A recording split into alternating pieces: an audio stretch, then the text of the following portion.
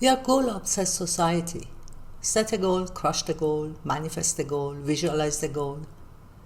And by the time that we finish to heal our inner child wounds, manifest, meditate, create vision boards, there is a new one in trend.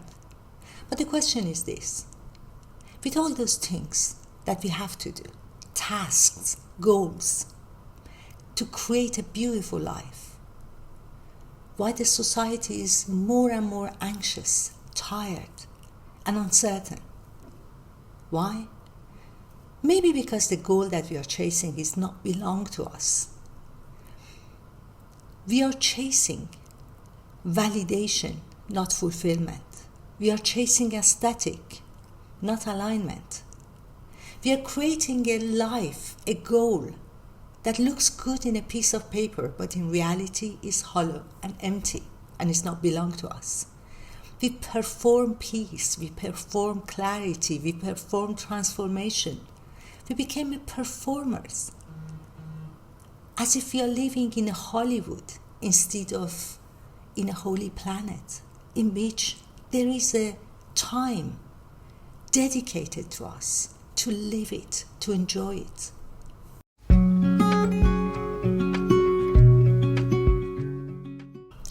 Now the question is, how we reach to this point? The reality is that this problem didn't happen overnight.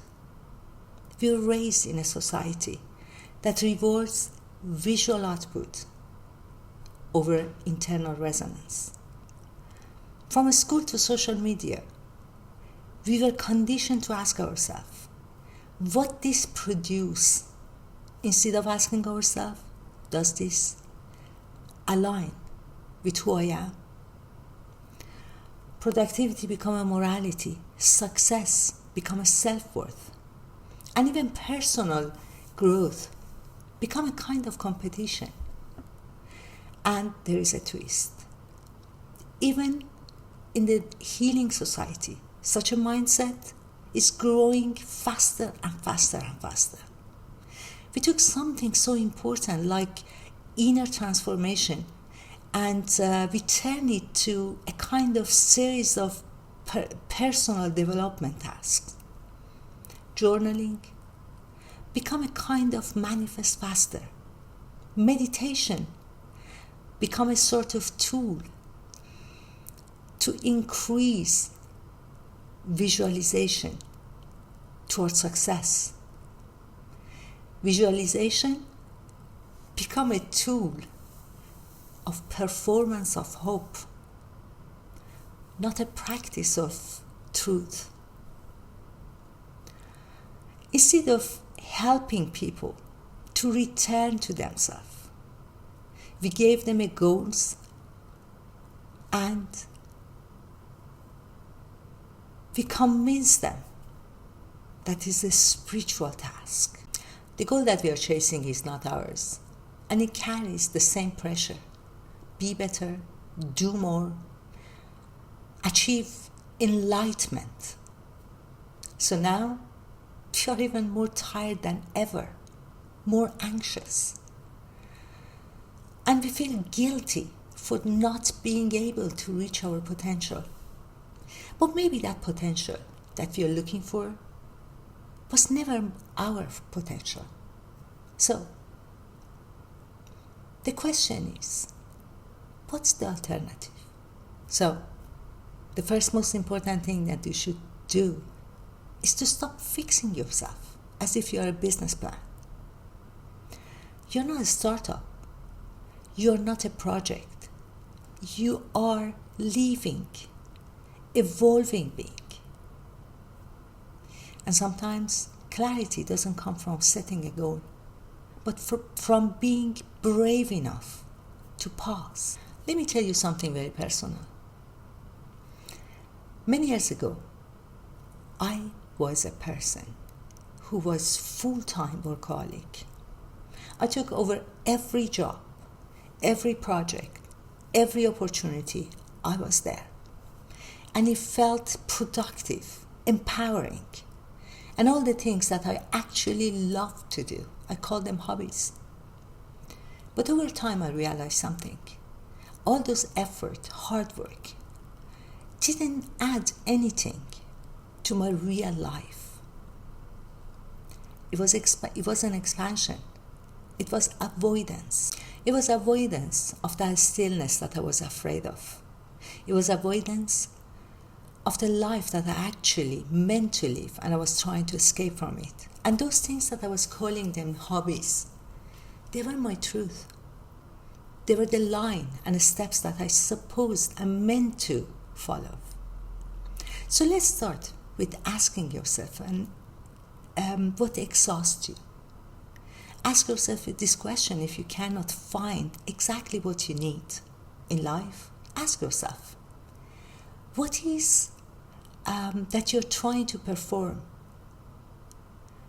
and pretend to care about that you don't actually do care about?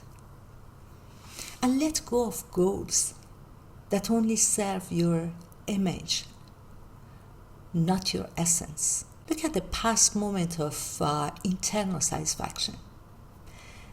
Think back. When was the last time that you did something that truly satisfied you, without anyone to applaud it or to compare it to something or someone else? That's stronger than any vision board. Maybe it was teaching someone, maybe, I don't know, it was doing something with your hand, creating something, or fix something broken, or even writing something that even no one was reading it, it was real, it was true to you. These are the moments that points to your direction. If you don't have 5 years goal, it's not a failure. It's a beginning of wisdom.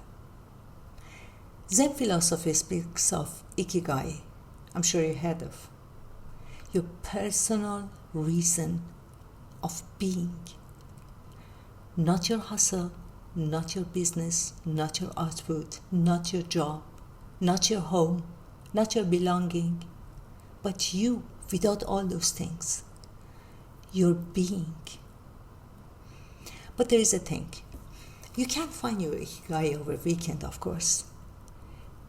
It reveals itself step by step through honesty, through correct questions, and through the things you keep returning to when no one is there to watch. Sometimes not having a goal is a most powerful step toward finally finding your direction. There is some nice saying of Rumi. He says, you find the light inside yourself when you look back and there is nothing to return to. You look right, nothing fascinates you. You look left and there is nothing, and you don't think of future. That's when you start to look inside the light that is shining. So maybe the problem is not your mindset. Maybe it's the goal that you're chasing. We designed to keep running after that goal. But did we ever ask ourselves, isn't this goal set in a way that we never arrive to it? You don't need to have better discipline. You need better question.